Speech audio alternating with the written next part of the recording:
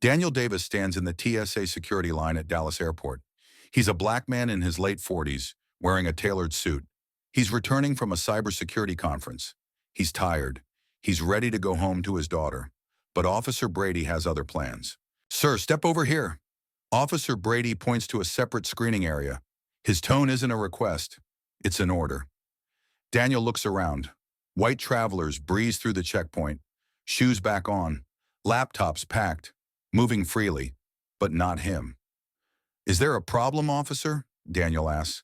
His voice is calm, professional. Brady doesn't answer. He just motions again. "Additional screening, now." Daniel steps aside. He knows this dance. He's done it 100 times. Two other officers join Brady. They circle Daniel like he's a threat. Their body language says it all. Suspicion, judgment, prejudice. "Empty your pockets, everything." Daniel complies. Keys, wallet, phone, a small USB drive.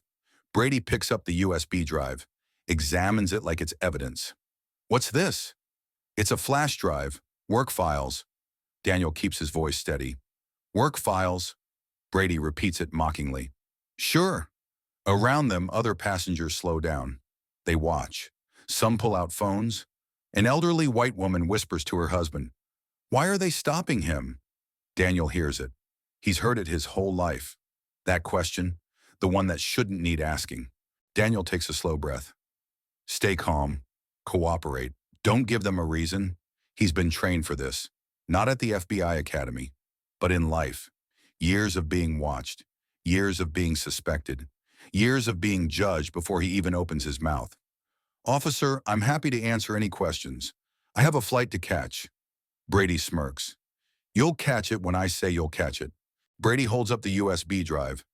"This could contain anything. Classified information, stolen data.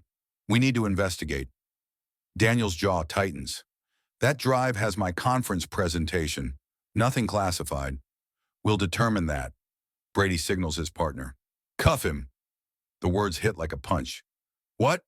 Cuff me for what?" But the officers are already moving. They grab Daniel's arms, twist them behind his back. The cold metal clicks around his wrists. Around them, gasps ripple through the crowd. Phones rise higher, recording, witnessing. "This is excessive," someone shouts from the crowd. Brady ignores them. "Sir, you're being detained for suspicious behavior and possession of potentially dangerous materials." "Dangerous materials? It's a flash drive."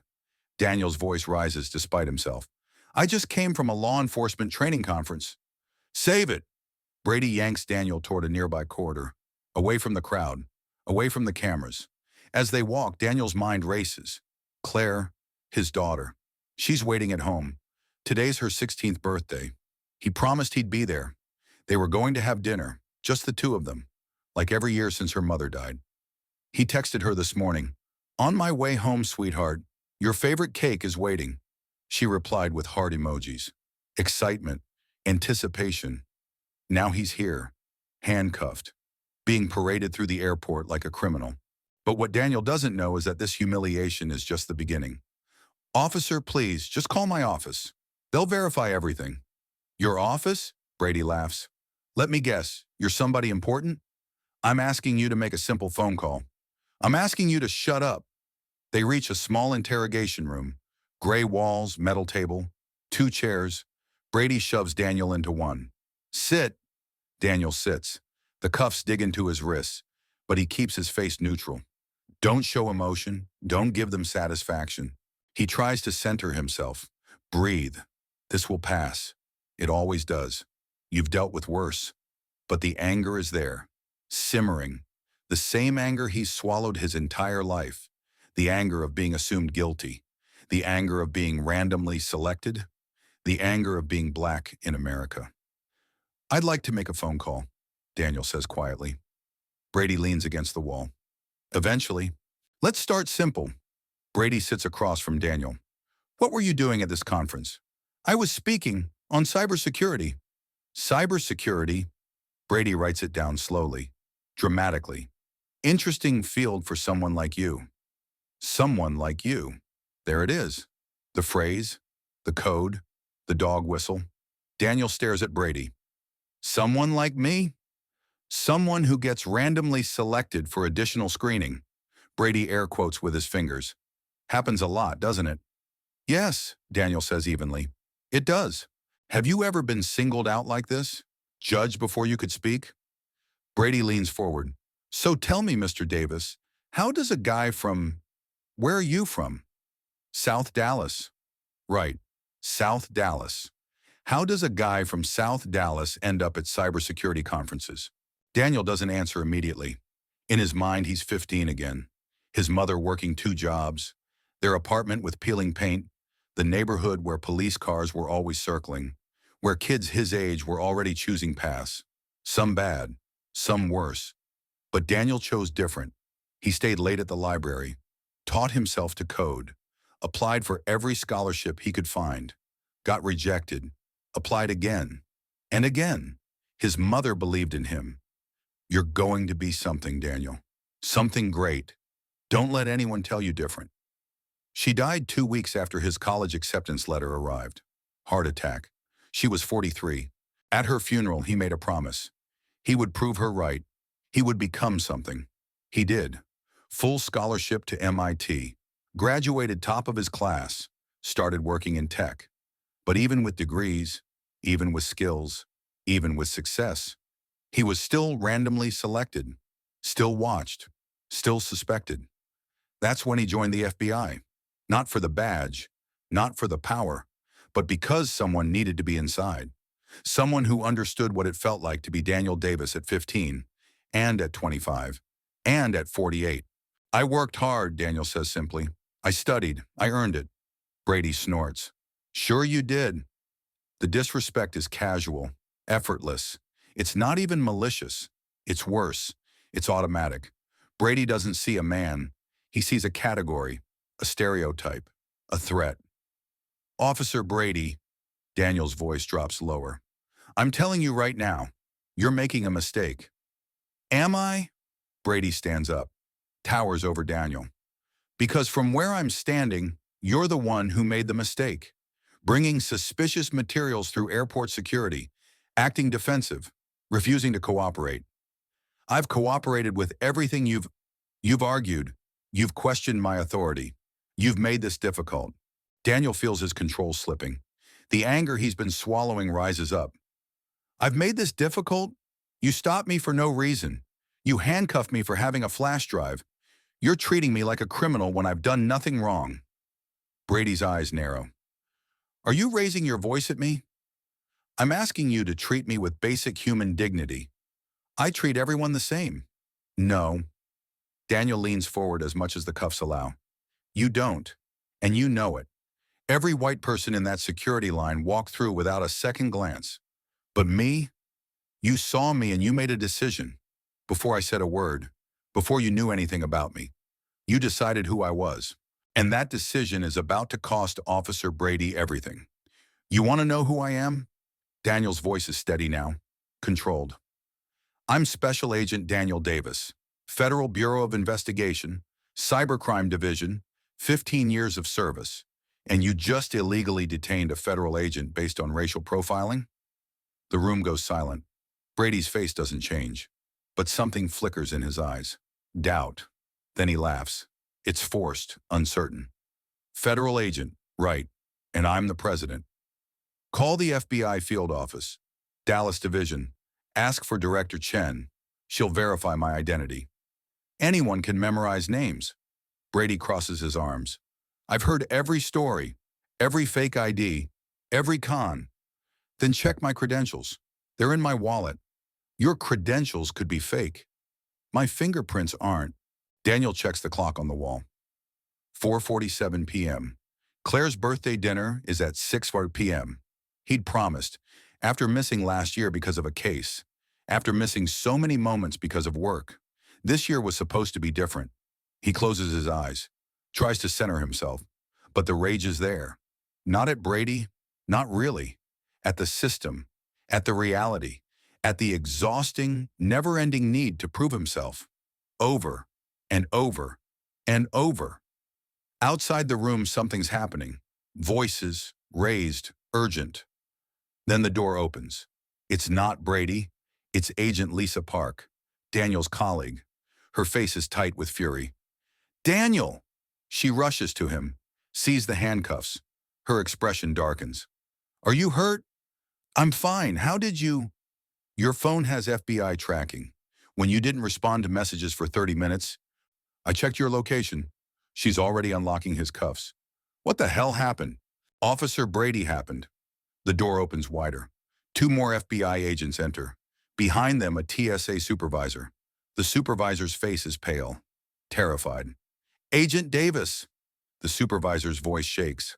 I am so sorry. This is a complete misunderstanding. We're going to sort this out immediately. Brady appears in the doorway. His confidence is gone. He looks between Daniel and the three FBI agents. Reality is crashing down. Officer Brady, Agent Park's voice is ice. You detained a federal agent. Do you understand what you've done? Brady's mouth opens, closes. I was following protocol. He was acting suspicious. Suspicious how? Park cuts him off. Walking through security? Being black? That's not, I don't. Brady stumbles over his words. Daniel stands, rubs his wrist where the cuffs bit into skin. He looks at Brady, sees a man whose world is collapsing. Part of him wants to rage, to unleash 15 years of being stopped, questioned, doubted, disrespected. But he doesn't. Officer Brady, Daniel's voice is calm. Let me tell you what happened here. You saw a black man, and you made assumptions. You didn't see a professional. You didn't see a father trying to get home to his daughter. You didn't see a federal agent. You saw a threat, because that's what you're trained to see. Brady says nothing. His face is red. And when I tried to explain, when I cooperated, when I gave you every opportunity to correct your mistake, you doubled down, because admitting you were wrong would mean admitting your bias, and that's harder than admitting anything else. The TSA supervisor interrupts. Agent Davis, we're going to file a full report. Officer Brady will face... No. Daniel holds up a hand. Not yet. Everyone stares at him, because Daniel Davis is about to do something that will change everything. Officer Brady, I'm going to give you a choice. Right now. One chance. Brady looks confused, suspicious. You can admit what you did, publicly, to your supervisors, to the passengers who watched. You can own your bias, learn from it, get training, become better. Or, Daniel pauses, or I file a federal complaint, and your career ends today. The room holds its breath. Brady's jaw works. Pride versus survival. Ego versus reality. He swallows hard. I made assumptions about you based on, his voice drops, based on race. Say it louder. I racially profiled you. Brady's voice cracks. I'm sorry. Daniel nods slowly. That's a start, but sorry isn't enough. Not for me, not for the thousands of people who go through this every day. People who don't have FBI badges, people who can't fight back. What are you going to do for them? Brady has no answer. Agent Park steps forward. I'll answer that. Officer Brady is going to undergo mandatory bias training. He's going to be reassigned, and every complaint about him is going to be re-examined, because this isn't the first time. Is it, officer? Brady's silence is damning. Daniel picks up his belongings, his wallet, phone, the USB drive that started all this. I have a flight to catch. He turns to leave. Agent Davis, the supervisor steps forward. We'll expedite your boarding. First class, no charge. Please let us. I don't want first class. I want a system where this doesn't happen. To me, to anyone. He walks toward the door, pauses, looks back at Brady one last time. Officer, I meant what I said. You have a choice. Be better, or be gone. It's up to you. Then Daniel Davis walks out of that room, head high, dignity intact. But Daniel's day isn't over. As he walks through the terminal, he sees a crowd gathered near Gate B7. News cameras, reporters. The incident has leaked. Someone recorded his detention, posted it online. It's viral. A reporter spots him. Agent Davis, can you comment on what happened? Daniel stops. He wasn't planning to say anything. He just wants to get home. To Claire. To his daughter who's been waiting. But he sees the cameras. And he realizes something. This isn't about him anymore. Yes, I can comment. The cameras swarm, microphones thrust forward. Daniel takes a breath. When he speaks, his voice is clear, strong, carrying the weight of not just his story, but thousands of stories. My name is Daniel Davis. I'm a special agent with the FBI. Today I was detained at this airport, handcuffed, interrogated, because Officer Brady saw my skin color and assumed I was a threat. The cameras flash, reporters scribble notes. But here's what I want you to understand. I'm one of the lucky ones. I have a badge. I have credentials. I have colleagues who came to my defense. Most people don't have that. Most people who face this treatment have no recourse, no voice, no power. He pauses, lets the words sink in. This isn't about one bad officer. This is about a system that teaches fear instead of humanity, that sees danger instead of dignity, that trains people to make judgments based on melanin instead of merit. A reporter calls out, "Are you pressing charges?" I gave Officer Brady a choice, to own his mistake, to learn, to be better, because that's what this is really about. Not punishment, change, real change. Do you think change is possible? Another reporter. Daniel looks directly at the camera, thinks about his mother, about 15-year-old Daniel in that library, about every time he's been stopped, questioned, doubted. Change is hard, but it's necessary, and it starts with each of us, in how we see each other, in how we treat each other, in recognizing that dignity isn't earned by credentials or badges or titles. It's the right of every human being. His phone buzzes. A text from Claire. "Dad, I saw the news. Are you okay? Please come home." His heart breaks a little, even now, even in this moment. His daughter is worrying about him. "If you'll excuse me," Daniel's voice softens. "I have somewhere very important to be." He makes his flight. Barely. The gate agent, who saw the news, holds the plane. Unprecedented. But today is unprecedented. During the flight, Daniel's phone fills with messages. Support. Outrage. Calls for action. The video has millions of views. Justice for Daniel is trending. But Daniel turns off his phone, closes his eyes, breathes. When he lands, he checks his watch. 6:15 p.m., 15 minutes late for dinner. He calls an Uber, tells the driver to hurry, arrives at his house at 6:43 p.m. Claire is waiting on the porch. When she sees him, she runs, throws her arms around him. "Dad, Dad, I was so worried."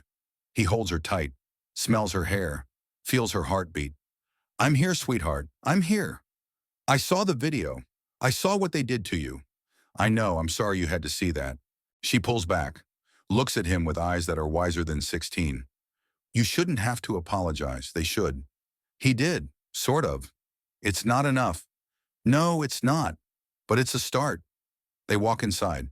The birthday cake is on the table. 16 candles. Waiting. "Make a wish, Claire." She looks at him. "I don't need to.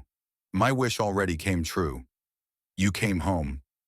Daniel feels tears prick his eyes. All day he held them back. Through the detention, the interrogation, the cameras. But now in his daughter's living room, they come. "I love you, Claire." "I love you too, Dad." They light the candles, sing off key, cut the cake. It's imperfect. Late. Messy. It's perfect. Later that night, after Claire goes to bed, Daniel sits on his porch. The news is still talking about it. Officer Brady has been placed on administrative leave. The TSA is launching an investigation. Civil rights groups are calling for policy changes. His phone rings. It's Director Chen. "Daniel, hell of a day." "Yes, ma'am." "You handled it well. Better than I would have." "I almost didn't." "But you did. That speech. That's going to matter. More than you know." Daniel looks up at the stars, thinks about his mother, wonders if she's watching. "Director, I didn't do anything special. I just told the truth." "The truth is special, Daniel, especially when it's hard to tell." They talk for a few more minutes. Then Daniel hangs up, sits in the silence. Tomorrow there will be more interviews, more questions, more scrutiny. The fight for change is long, exhausting, never-ending. But tonight, he's home. His daughter is safe. He's alive, free, respected. Not because he earned it through suffering, not because he proved himself through credentials, but because he never stopped believing that dignity is a right, not a privilege, not something you have to fight for, something you're born with. And no one, not Officer Brady, not the system, not anyone, can take that away. Daniel Davis closes his eyes, breathes, releases. For tonight, that's enough. If this story moved you, I hope you'll check out our next video. It's about another ordinary person who faced extraordinary injustice and fought back with dignity. Thank you for watching. And remember, change starts with us, all of us. See you in the next one.